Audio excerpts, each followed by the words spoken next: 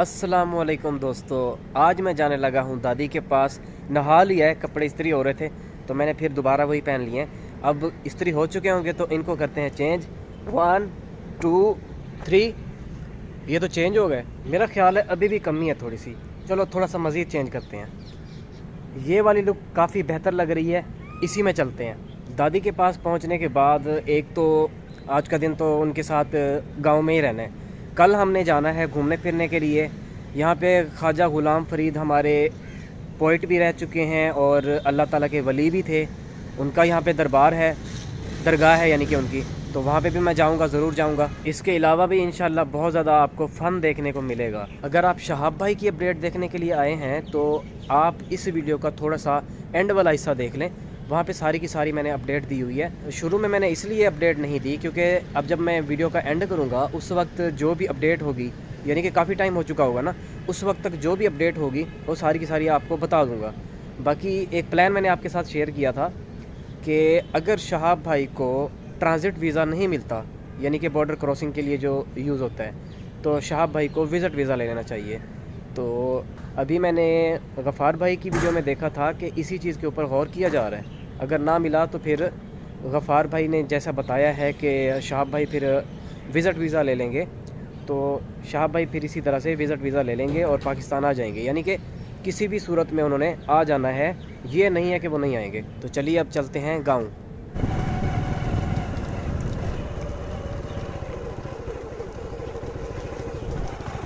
बूढ़ी माँ जी एक पीछे से आ रही थी, उनको भी साथ उठा लिया। ये अब अपने घर जा रही हैं।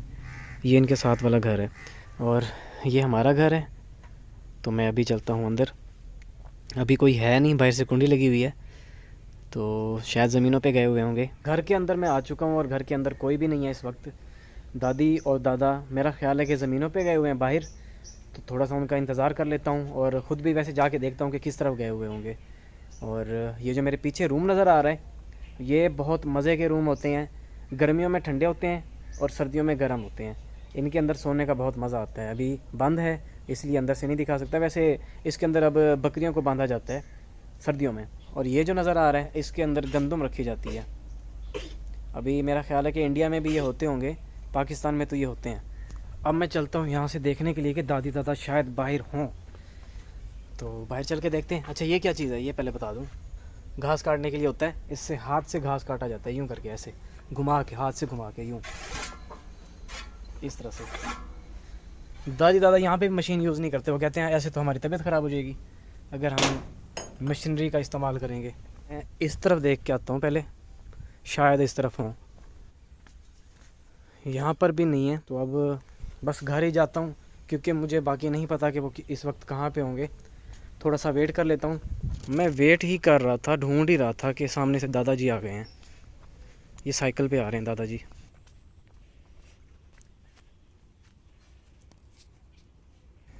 अस्सलाम वालेकुम। वालेकुम सलाम। क्या हाल है बा? ठीक है अल्लाह की रहमत है। दादाजी भी वापस आ गए हैं। जी लो। ठीक है।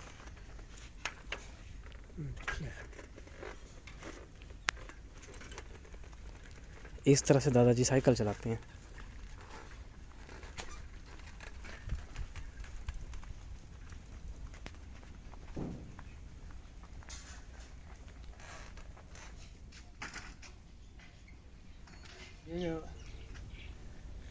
ये तस्वीरें उन्हें पसंद आ गई। अच्छा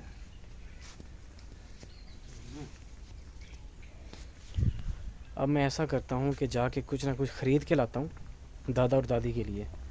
मैंने सोचा था कि दादी को साथ लेके जाऊँगा, लेकिन अब क्योंकि टाइम ज़्यादा हो रहा है, बेहतर यही है कि आज जाके ले आता हूँ कुछ ना कुछ।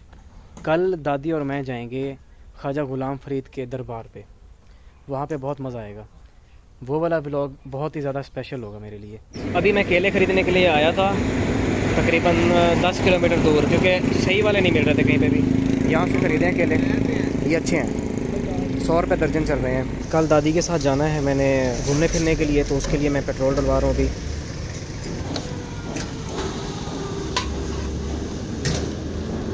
पेट्रोल पंप वाला बड़ा घूर घूर के देख रहा था, उसको लग रहा था कि मैं रिकॉर्डिंग इसलिए कर रहा हूँ कि मैंने इसकी रिपोर्ट करनी है। वो कहता है कि भाई पूरा पेट्रोल डालते हैं, हम कोई मसला नहीं करते। रास्ते में मामू का घर पड़ता है तो यहाँ पे मैं आया हूँ, तो इन्होंने मुझे चावल की रोटी दे दी है। ये चावल की रोटी है, बड़ी मज़ेदार होती है, और साथ में ये अंडा है। वैसे तो साग होना चाहिए था, लेकिन साग यहाँ पे नहीं है। अभी मैं खाना खा के बाहर की तरफ आया हूँ, तो ये ट्रैक्टर के ऊपर लिखा हुआ है, क्या हम कोई ग़ुलाम हैं, जो आप कहेंगे कर लें।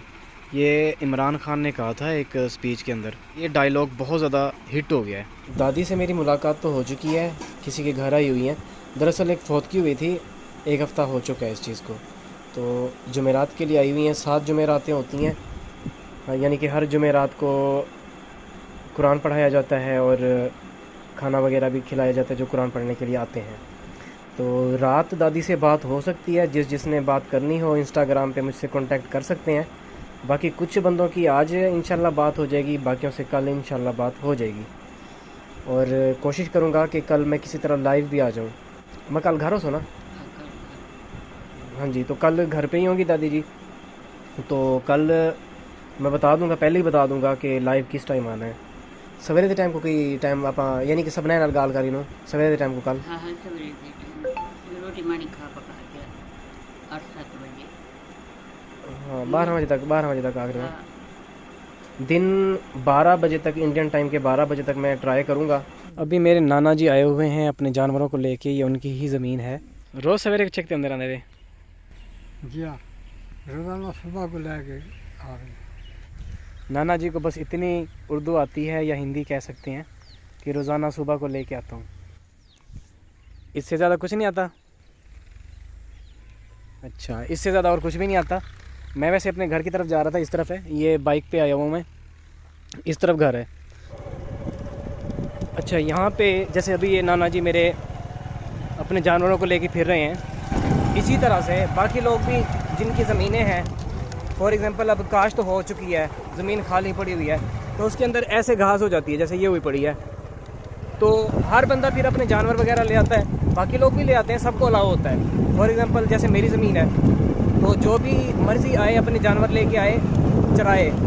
फ़ायदा क्या होता है, इस चीज़ का एक फ़ायदा होता है, वो मैं आपको बताता हूँ। इस चीज़ का फ़ायदा ये होता है कि जानवर जब इसमें गोबर करते हैं तो ये सबसे बेस्ट खाद होती है, जिससे जो भी बाद में फसल उगाई जाती है वो अच्छी पैदा होती है। इसलिए हर किसी को अलाउ होता है कि वो अपने जानवरों को लेके आएँ और यहाँ पे आके चराएँ, तो डबल फ़ायदे हो जाते हैं इस चीज़ से। अब इसी तरह से लोग आते हैं, अपने जानवरों को लेके आते हैं और ज़मीन में छोड़ देते हैं, चरते रहते हैं जानवर, साथ साथ गोबर भी करते रहते हैं। फ़ायदा क्या होता है, ज़मीन अच्छी हो जाती है। अगर आपको नहीं पता इस चीज़ के बारे में, गूगल पे सर्च कर लें कि ज़मीन को इस चीज़ का क्या क्या फ़ायदा होता है। अब मैं घर पे तो पहुंच चुका हूं, यहाँ पे बैठ के थोड़ा सा डिस्कस कर लेता हूं। अच्छा जी, अब बात यह है कि इस दिन दादी जी रहीम यार ख़ान आई थी, यानी कि जहाँ पे हमारा घर है दूसरा रहीम यार ख़ान वाला, वहाँ पे जब आई थी तो उसी दिन ही गाँव में एक बंदे की डेथ हो गई थी, और बूढ़ा आदमी था वो, काफ़ी ज़्यादा उम्र थी उनकी, और अच्छे आदमी थे वैसे वो। तो उसी दिन ही फिर दादी जी जो हैं, जैसे ही पता चला है वापस आ गई थी। मैं भी उनके साथ ही आया था, मैंने एक वीडियो भी बनाई थी, शाह भाई की अपडेट दी थी मैंने, मुझे जैसे मिली थी कि उनके अब चांसेस बन रहे हैं आने के, क्योंकि ऑफिशियली भी बता दिया गया था। जब यहाँ पे कोई फौतगी हो जाती है, किसी बंदे की डेथ हो जाती है, तो यूँ नहीं होता कि बस थोड़ी देर के लिए गए और आ गए। लोग हफ्ता भी उनके घर पे आना जाना उनका लगा रहता है, खाना वगैरह भी बना के देते रहते हैं। यूँ नहीं होता कि जी उनके घर पे जाके उनके ऊपर जहमत बन जाना है, ऐसे नहीं होता। खाना वगैरह भी बाहर से होता रहता है, जो साथ घर होते हैं आसपास के घर, वो लोग खाना देते रहते हैं। आज क्योंकि जुमेरात है तो इसलिए आज दादी जी उनके घर पे ही हैं। वो कह रही थी कि असर की नमाज़ के बाद आके मुझे ले जाना अगर ज़्यादा ज़रूरी है आना। तो आज का व्लॉग मैं इधर ही इसको एंड करूंगा अभी, लेकिन उससे पहले शाह भाई के बारे में भी मैंने बताना है। अब मैं शाह भाई की अपडेट दे देता हूं, लेकिन उससे पहले ये बात क्लियर कर दूं कि मैंने भी शाह भाई के साथ हज के लिए जाना है। जो नए बहन भाई आए हैं, ये बात मैं सिर्फ उनको बता रहा हूँ, और जो भी अपडेट हुआ करेगी वो वीडियो के एंड में, आखिरी मिनट में मैं कोशिश किया करूँगा कि 1 ही मिनट के अंदर अंदर सारी बात बता दिया करूँ। तो अब मैं आपको बताता हूँ कि अपडेट क्या है। अपडेट यही है कि इंडिया में छुट्टियाँ चल रही थी, 26 तारीख तक छुट्टियाँ थी। छुट्टियां अब ख़त्म हुई हैं। छुट्टियां ख़त्म होने के बाद आज पहला दिन है, 27 तारीख है, आज पहला दिन है। तो अभी तक शाह भाई की तरफ से कोई भी न्यूज़ नहीं आई कि उनको कोई खुशखबरी मिली है नहीं मिली, मिलती है ठीक, वरना क्या होगा कि कुछ दिन देखने के बाद शाहब भाई की टीम, और शाहब भाई के वैसे दरअसल भाई हैं, वो अम्बेसी के चक्कर लगा रहे हैं, बार बार आ रहे हैं जा रहे हैं, आ रहे हैं जा रहे हैं, वो फिर फैसला करेंगे कि अगर ऐसा नहीं होता तो फिर विज़िट वीज़ा के लिए अप्लाई कर लिया जाएगा, और विज़िट वीज़ा में यही कहा जाएगा कि हमें टाइम दिया जाए।